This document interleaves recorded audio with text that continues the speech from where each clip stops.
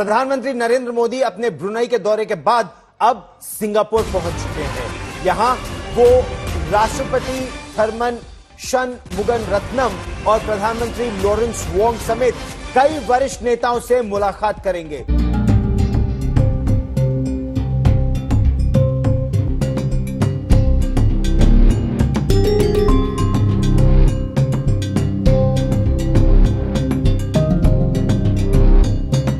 India के prime minister Narendra Modi इस वक्त ब्रुनेई के बाद पहुंच चुके हैं सिंगापुर और सिंगापुर में उनको वार्म वेलकम किया गया है सिंगापुर के प्राइम मिनिस्टर की तरफ से।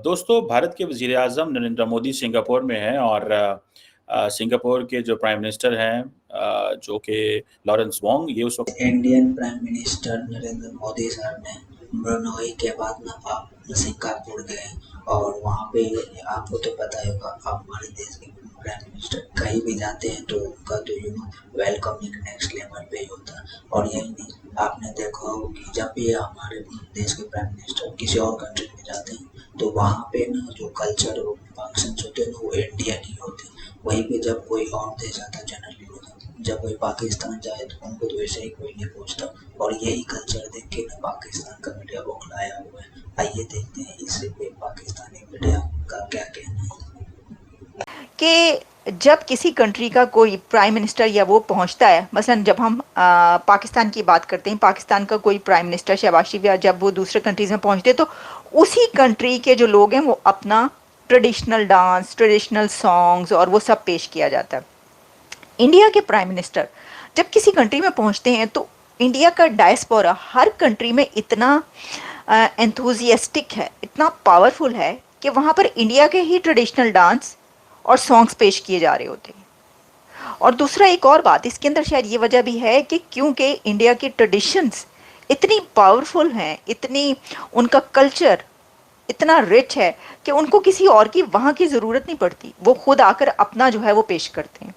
अब वहाँ पर मैंने देखा सिंगापुर में जो लड़कियाँ हैं वो इंडियन भी और वहाँ की सिंगापुरियन लड़कियाँ भी थी जिन्होंने वही इंडिया का कथक डांस वाला वही ड्रेस पहना हुआ था, ट्रेडिशनल ड्रेस, और बड़ा खूबसूरत जो है वो रक्स पेश कर रही थी वहाँ पर, और वो सिंगापुरियन भी थी, लेकिन रक्स वो पेश कर रही है भारत का। तो इससे पता चलता है कि जो ये इंडिया की रीच जो है कल्चर की, सॉफ्ट पावर की, कहाँ कहाँ तक है। तो फिर मोदी साहब ने भी बीच में उन्होंने कहा हम भी ढोल बजाते हैं, उन्होंने भी थोड़ा सा ढोल बजा के जो है वो अपने कल्चर को थोड़ा एनहांस किया है।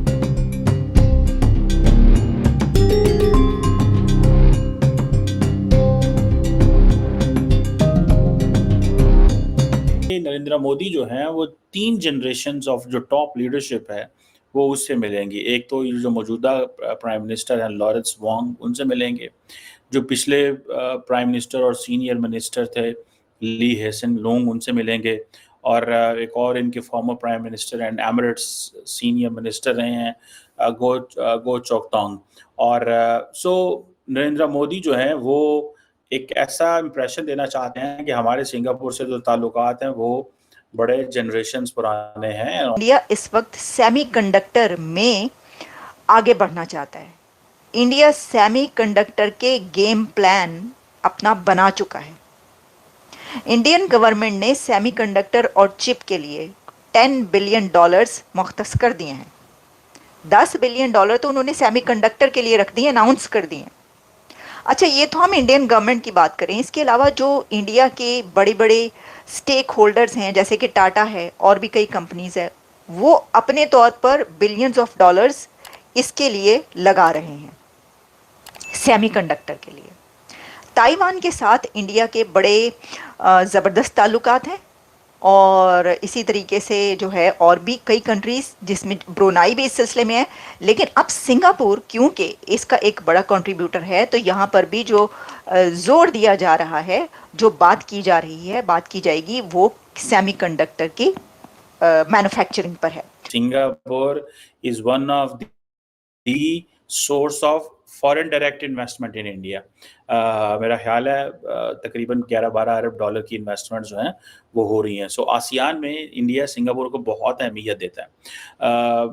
अब जिसे मैंने कहा कि फोकस किस चीज़ पे है, आई विश के पाकिस्तान की लीडरशिप यार इन सवालों पे भी बात करे। मैं आप जो चीजें आपको बताने लगा हूं, आप देखिएगा। Have we ever heard a Pakistani prime minister talking about digitization, connectivity, advance manufacturing? क्या इस बला का नाम है जो इंडिया और सिंगापुर जिस पे फोकस करने लगा। ठीक है जी।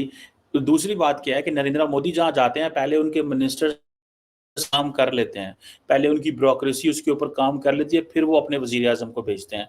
हमारे यहाँ क्या होता है कि हमारे प्राइम मिनिस्टर पहले चले जाते हैं, हमारे मिनिस्टर और ब्यूरोक्रेसी बाद में फॉलो करती है। हमारा काम ही डिफरेंट है, क्योंकि हमने टच देना होता है ना, ऊपर से टच आना होता है। हमारे आर्मी चीफ पहले जाएंगे, बाद में ब्यूरोक्रेसी भेजेंगे, हमारे प्राइम मिनिस्टर पहले जाएंगे, बाद में भेजेंगे। सो हमारे तो बहुत पुठे काम है, इतने पुठे काम है कि आपकी सोच हो सकती है। मैंने आपको बताया कि इंडिया आसियान जो है वो इंडिया बेसिकली तो असल में लार्जली जिस चीज़ को देखना चाहिए वो है चाइना।